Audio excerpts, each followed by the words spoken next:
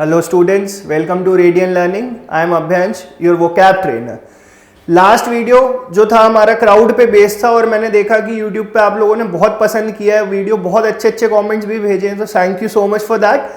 और आज के सेशन में हम उसी चीज़ को आगे लेके चलते हैं, इसी थीम बेस्ड तरीके से ही हम वर्ड्स पढ़ेंगे। हम वर्ड्स रटने नहीं जाएंगे, वर्ड्स को एसोसिएट करने की कोशिश करेंगे, रिलेट करने की कोशिश करेंगे। वर्ड से रिलेटेड मैं आपको कुछ स्टोरीज बता दूंगा ताकि याद रखने में बस आसानी हो। वो स्टोरीज आप अपनी कॉपी में मत लिखिएगा, ठीक है, सिर्फ याद करने के पर्पज से। तो आज जो हमारा सेट ऑफ वर्ड्स है that is based on enter and exit, how we enter a place, how we exit a place. जैसे अगर हम पिछले वाले जो हमारा वीडियो था उसमें हमने देखा था कि हमने वर्ड्स यूज किए थे इनफ्लक्स और एक्सोडस, तो आप ये भी समझ के रख सकते हो कि पिछला जो हमारा सेशन था उससे रिलेटेड कोई वर्ड वहां से पिक करोगे। इनफ्लक्स, इनफ्लक्स से ही समझ लो ये आज का सेशन पूरा इनफ्लक्स पे ही चल रहा है या एक्सोडस पे ही चल रहा है, एग्जिट पे ही चल रहा है, राइट। तो चलिए वर्ड्स देखते हैं फिर। First word that we have today is intrude. What is the meaning of intrude? Intrude word का मतलब होता है to enter illegally. Intrude means to enter illegally, right. जैसे कि आप अगर, मैं आपको बार बार ये चीज बोलूंगा, जितने भी आप मेरे सेशन देखेंगे उसमें आपको ये चीज सुनने को मिलेगी ही मिलेगी कि न्यूज़पेपर रीडिंग अगर आप अच्छे से करते हो तो उसका आपको बहुत फायदा मिलेगा। ये सारे वर्ड्स वहीं पे दिखेंगे। मैंने भी कोई ये वर्ड यहां पे, इसका स्पेलिंग शायद थोड़ा सा गलत हो गया है, मैं इसको सही कर देता हूं, ठीक है, स्पेलिंग करेक्ट हो गया। स्पेलिंग का कोई इतना बड़ा मुद्दा नहीं है, ठीक है। आप बार बार मेरे मुंह से ये सुनोगे कि न्यूज़पेपर रीडिंग अगर आप जितने अच्छे से करते हो ये सारे वर्ड्स आपको याद हो जाएंगे।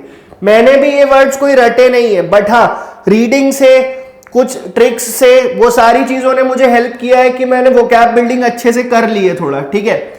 तो intrude means to enter illegally, illegally enter करना। जैसे आपने बजरंगी भाईजान देखी होगी, राइट। नहीं भी देखी तो थोड़ा सा आपको आइडिया तो होगा कि सलमान खान जो उस मूवी में करता है दैट इज इंट्रूजन, इल्लीगली, तारों के नीचे से चले जाना। तो वही सारी बातें आप यहां पे चाहो तो सलमान खान का एग्जाम्पल याद रख सकते हो, लिखना नहीं है, अपनी कॉपी में मत लिखना, लिखना चाहो तो साइड में लिख लेना ताकि याद रखने के लिए बता रहा हूं ये चीज, ठीक है। So intrude means to enter illegally. Next word that we have is invade. Invade means to enter forcefully. Invade means to enter forcefully, कहीं पे फोर्स के साथ एंटर करना, बलपूर्वक एंटर करना, जिसको हम हिंदी में बलपूर्वक कहते हैं, ठीक है। सो टू एंटर इल्लीगली आपने हिस्ट्री में पढ़ा होगा, मैंने भी पढ़ा है, आपने ऐसा पढ़ा होगा, Alexander invaded India, Alexander invaded India. बस ये लाइन अगर याद रख लोगे तो आपको याद रहेगा कि इन्वेड का मतलब सर ने किसके साथ रिलेट कराने की कोशिश करी थी, ठीक है।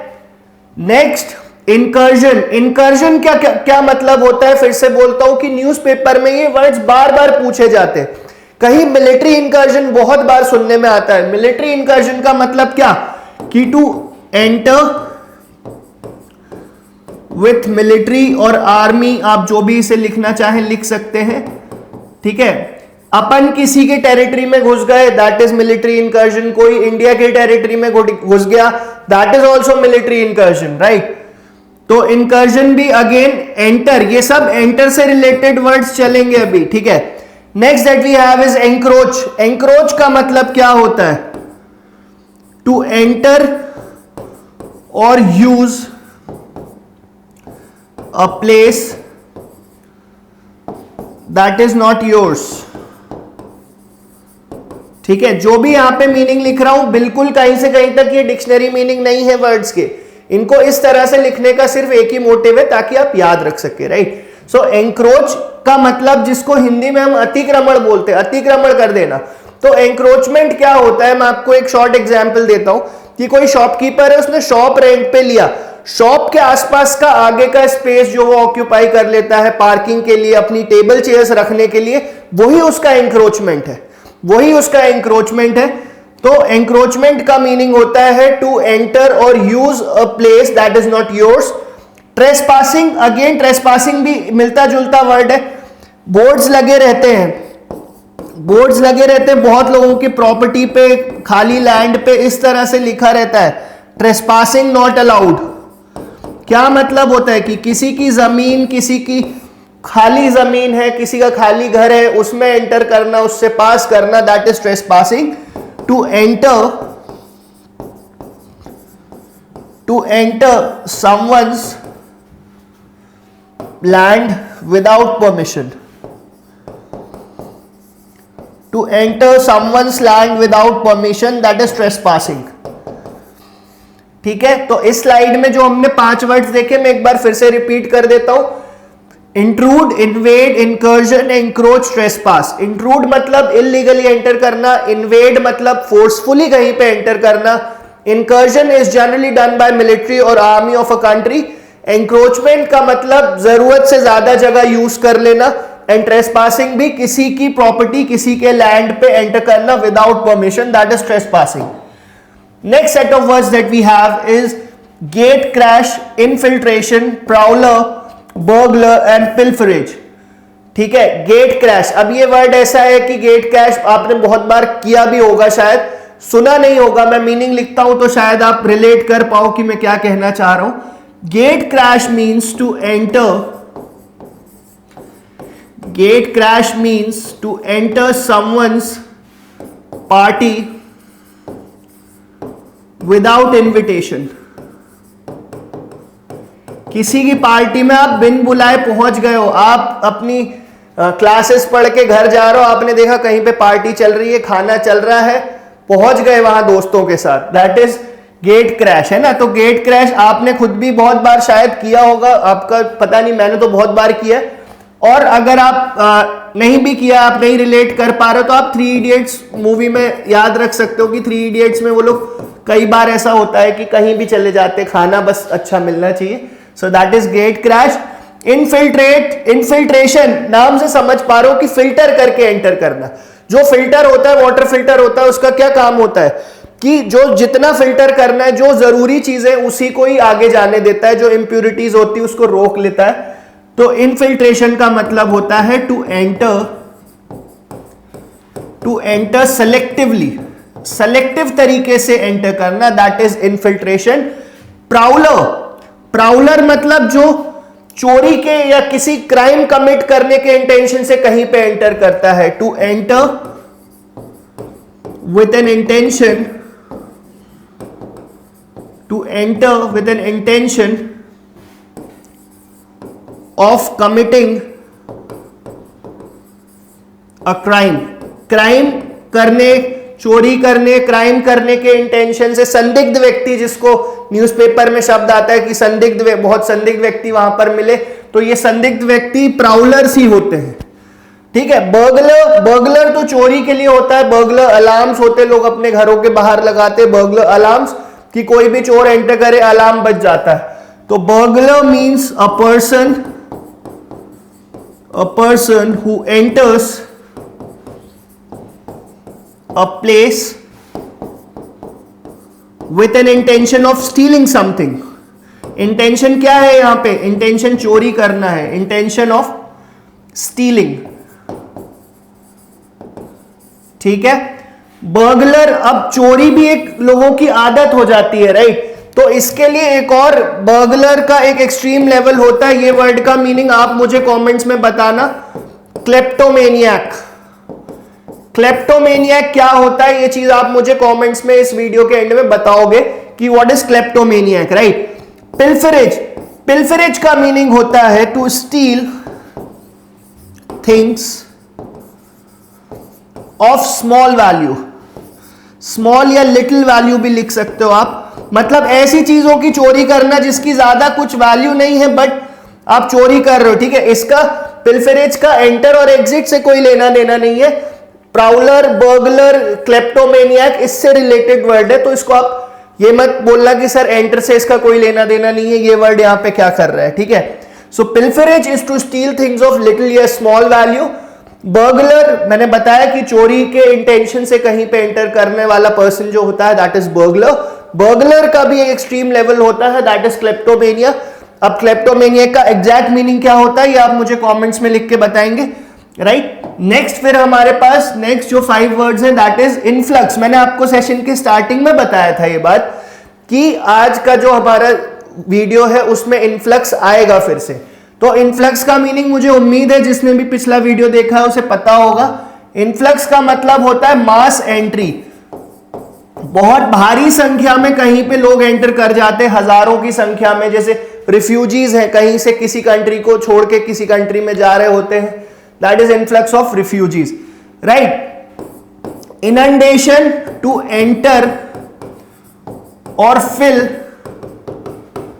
इन एक्सेस। बहुत भारी मात्रा में कोई चीज मतलब एंटर कर देना या फिल कर देना, कि आपने मोबाइल का डेटा ऑन किया and you were inundated with a lot of messages. मतलब आपके पास 400-500 मैसेजेस आ गए एक साथ, आप उसे रीड ही नहीं कर पा रहे, हैंडल ही नहीं कर पा रहे, दैट इज इनंडेशन। इसको फ्लडिंग भी बोलते हैं,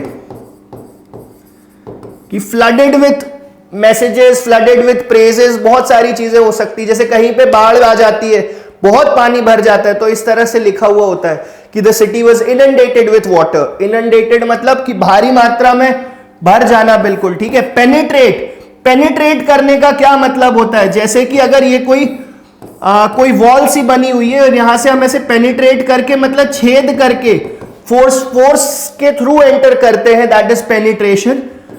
सो टू एंटर विथ फोर्स, ठीक है। इन्वेड और इसमें डिफरेंस होता है। आपके मन में ये आएगा कि सर आपने इन्वेड में भी यही बताया कि एंटर फोर्सफुली होता है, पेनिट्रेट में भी आप वही बता रहे हो, but there is a lot of difference between invade and penetrate. वो डिफरेंस क्या है, I leave it to you, क्योंकि आप खुद सर्च करोगे तो आपको वो हमेशा याद रहेगा, ठीक है। ब्रीच, ब्रीच कर देने का मतलब क्या होता है कि अब कोई सेलिब्रिटी आया है, लोग सिक्योरिटी को ब्रीच करके उसके पास पहुंच गए। ब्रीच करना मतलब to enter an area, to enter an area which is guarded.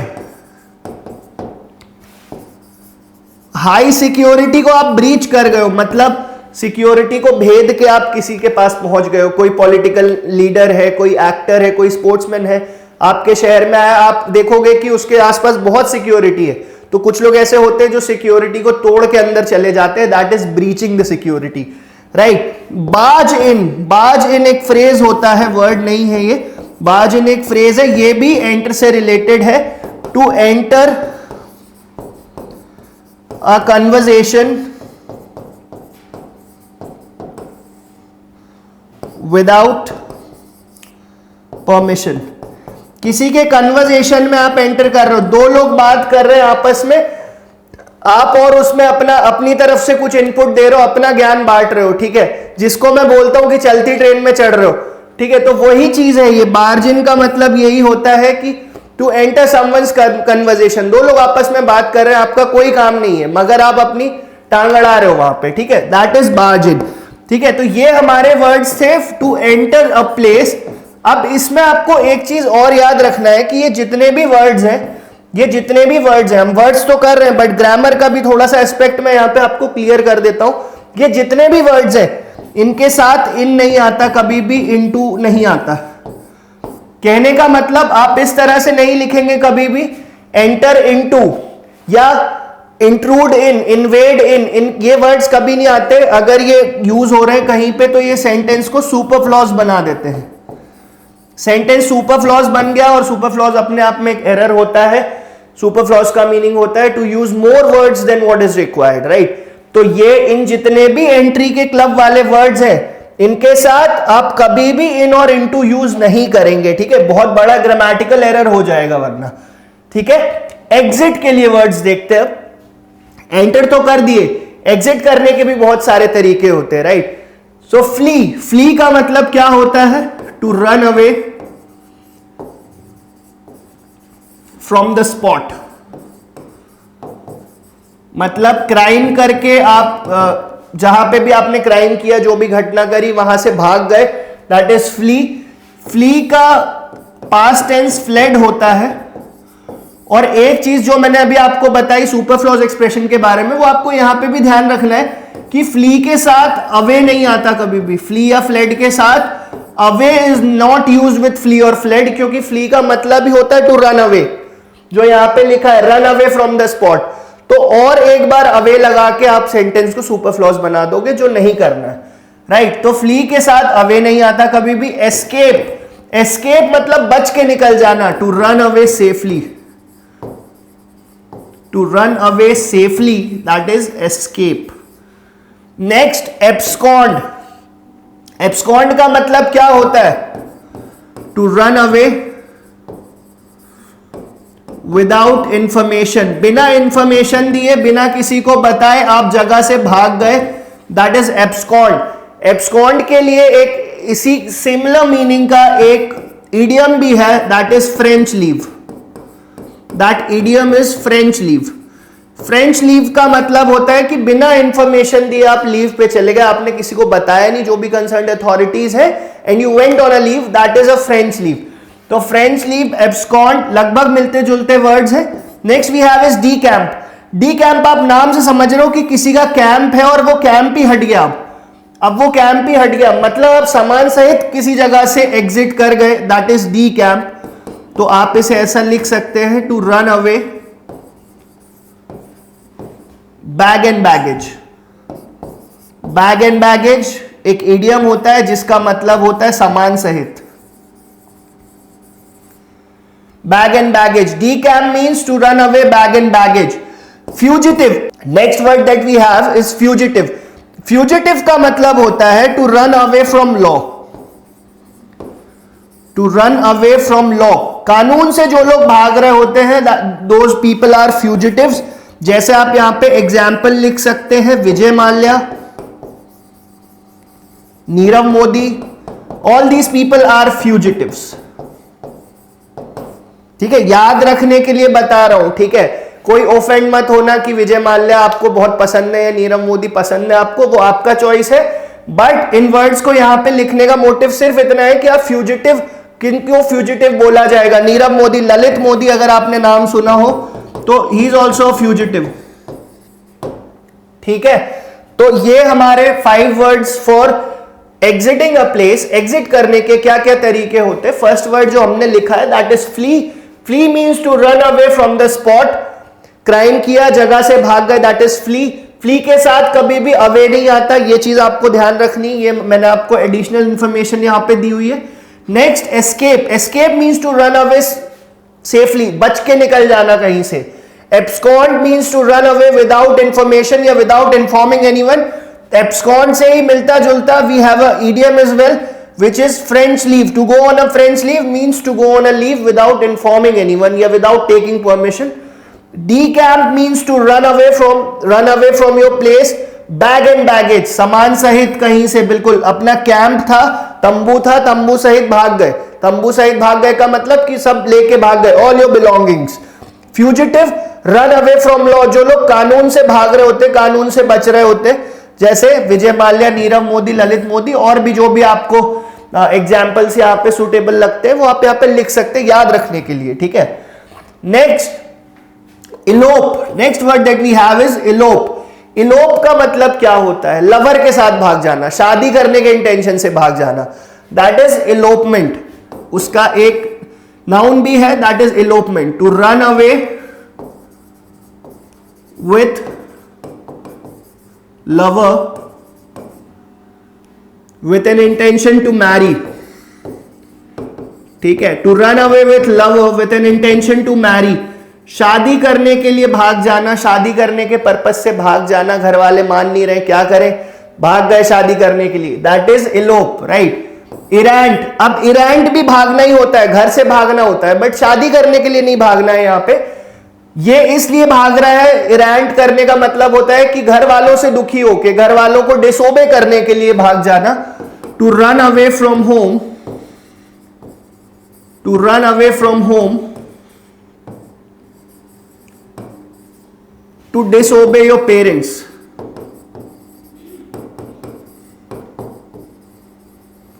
ठीक है, तो इरेंट, इलोप दोनों का मतलब होता है घर से भाग जाना, बट अगेन पर्पस डिफरेंट है, डिफरेंट पर्पस है, so we have different words for those two different purposes, है ना। Elope to run away with lover and errant is to run away from home, parents से ना खुश होके, parents की कोई बात आपको बुरी लग गई, आप घर छोड़ के भाग गए। ठीक है, chase means to run after, chase means to run after someone, something, somebody, कुछ भी लिख सकते हो यहां पे। Chase means to run after something, ये चेज वर्ड तो आपने सुना होगा, मुझे नहीं लगता इसमें कुछ बताने की जरूरत है। Pursuit, in pursuit of something, in you pursuing a dream, dream के पीछे, किसी करियर के पीछे भागना, that is pursuit. To run after a dream और अ करियर, ठीक है। तो ये परस्यूट होता है। एक्सोडस, लास्ट सेशन में हमने ये वर्ड देखा था। एक्सोडस का क्या मीनिंग होता है? जैसे इन्फ्लक्स होता है, entry in large numbers, exodus is exit in large numbers. To